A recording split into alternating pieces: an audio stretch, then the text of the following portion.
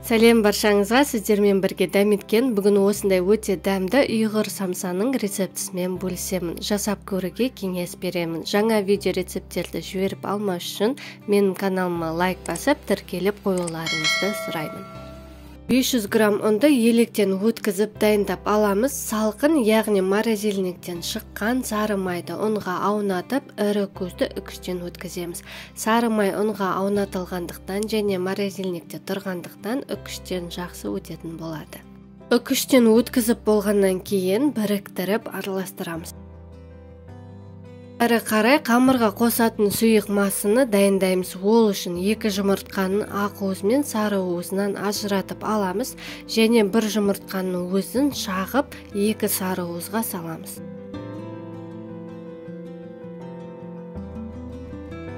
Үстінен 100 грамм қаймақты саламыз, 1 шай қасық тұзды қосып араластырамыз.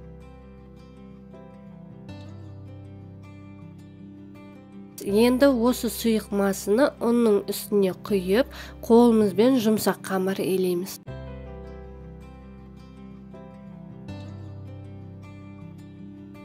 Видеодағыдай бізде жұмсақ қамыр болып шығады. Салафанға салып, тоңазытқышқа 30 минутқа қоямыз. Сол уақыттың аралығында қамырының ортасына жағатын сары майды ерітіп аламыз. 30 минут өткен соң қамырды алып теңдей 2 бөлікке бөліп аламыз. 1 бөлігін салафанға салып, 1 шетке алып қоямыз. Ұнды сеуіп, бірінші қамырды жұқа етіп жаямыз.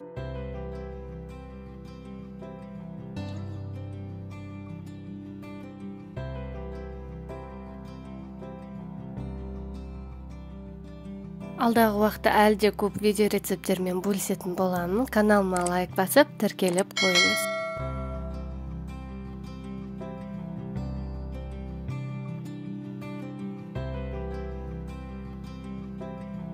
Қамырымызды жайып болған соң, үстіне ұнды сеуіп, орап, 1 шетке алып қоямыз. Екінші қамырды дәл солай жайып аламыз.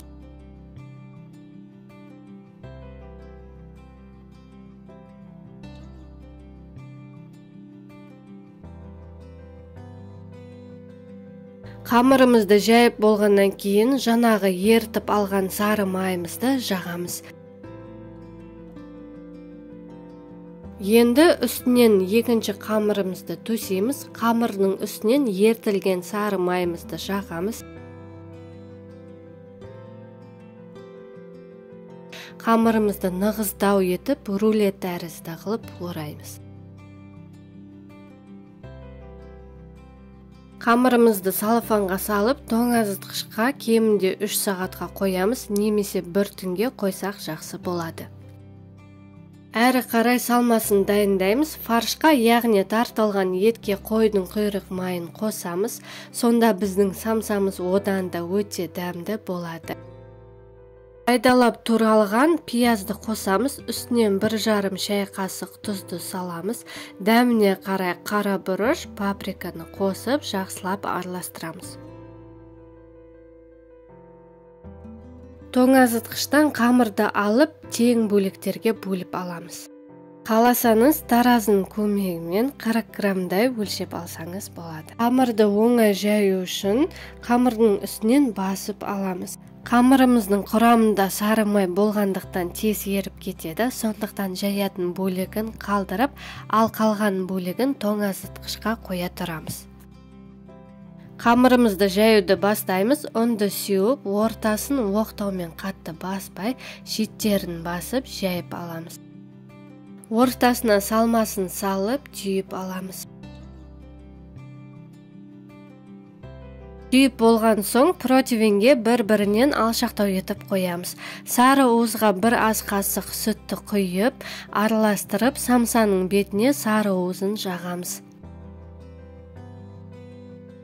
Әсемдік үшін бетіне кунжут сепсеңіз болады. Алдын ала 180 градуста қызып тұрған пешке 25 минутқа пісіруге қоямыз.